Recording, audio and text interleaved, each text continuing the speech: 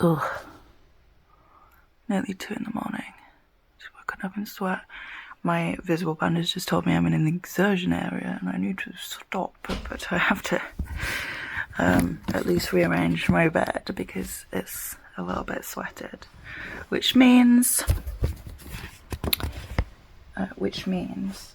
then that I change the pillow out and let that one dry because it's a little bit wet. I changed this bottom one because everything else is fine. That's the one that was touching me. And then I changed this bottom one because that's the one I was lying on. Then I've got 2 incontinence pads here because I've been sweating out of the way of it a lot. These are amazing. They're 2 for £10 on Amazon and they dry really quickly. Underneath this I have a waterproof mattress cover. It's telling me again I'm in exertion. I'm going to change my pyjamas and I have a hairdryer haul 2 in the morning. But needs must, right? So sometimes I don't feel the need for it now, but often I'll be freezing cold or there'll be little patches where it's gone outside of the incontinence pad which have to be dried. And then I can't so for instance this new visible thing seems to be getting about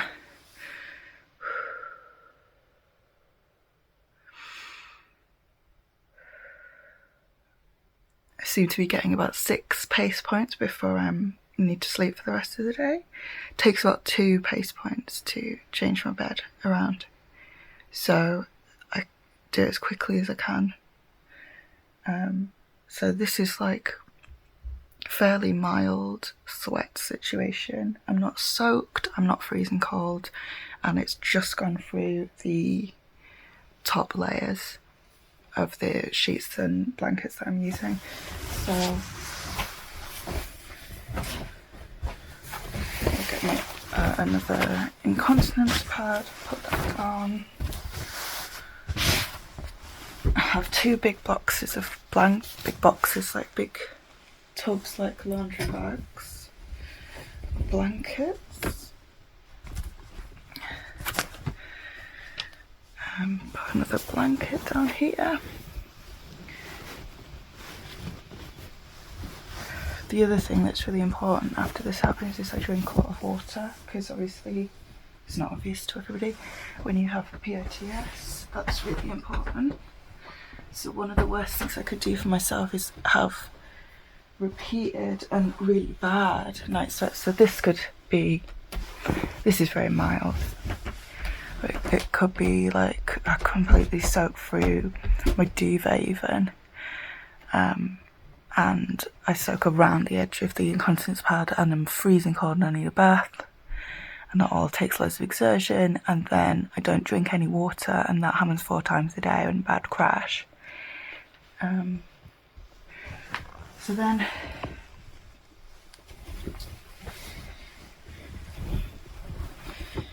basically just keep swapping around until it's been maybe 2 or 3 times for each blanket, and I'll try and do 1 load of laundry a day or 2. I don't have a dryer, so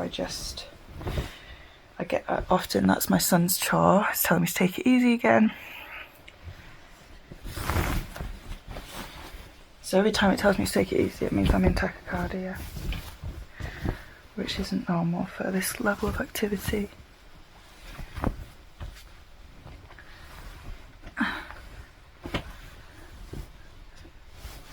So if I was really bad, well, I wouldn't have any choice at 2 in the morning, but if I was really bad during the day, I would ask my son, who's 13, to help me, and I probably asked him for the last 3 years to help me if I needed it. I'm a lot more fatigued and weak now, but I used to be in a lot more pain rather than that.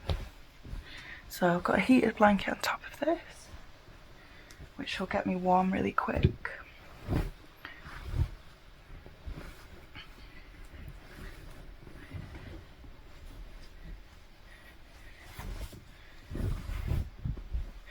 Another bedspread. This is my nana's old bedspread.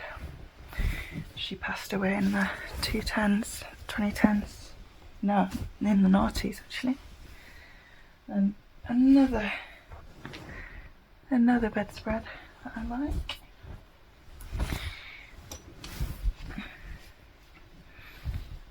I also have a dehumidifier in this room.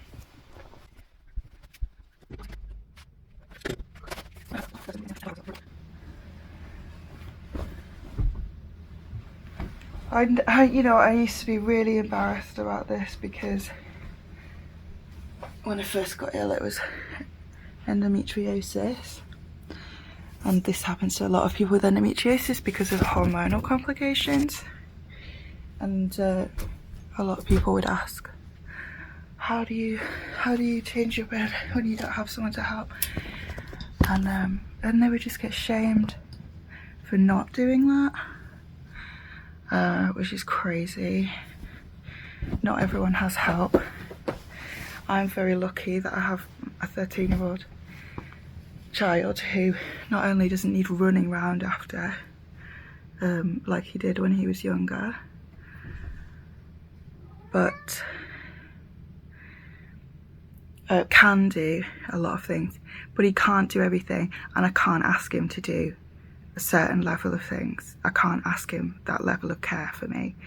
Yes, he's a young carer, but I'm not. I push myself more than I would need to if I had an adult carer, because we have to protect our children. It's as simple as that. So he does things within his limit, within what's appropriate to ask of a 13-year-old. So sometimes he does help me with the bed, but certainly not 2 in the morning. The other thing, the hairdryer holder is good for. They're only £20 on Amazon. Go and get one, because even if you've got short hair, that's going to help you. You don't have to lift it up. The other thing that it's good for is you can dry your body with it, but you can also warm yourself up if you're cold, because that's what sweat does. I'm not going to do that. I've got my heated blanket. I'm not that cold. I also have antibacterial cleansing water, or hypochlorous spray, and I use this all the time, especially in a crash, because when you're sleeping a lot, your head's on your pillow a lot, or you're sweating like that, you're gonna get spotty. I hope this helps somebody, even if it's seeing someone else that can't change their bed sheets every time they sweat through them, because it's probably 4 times a day.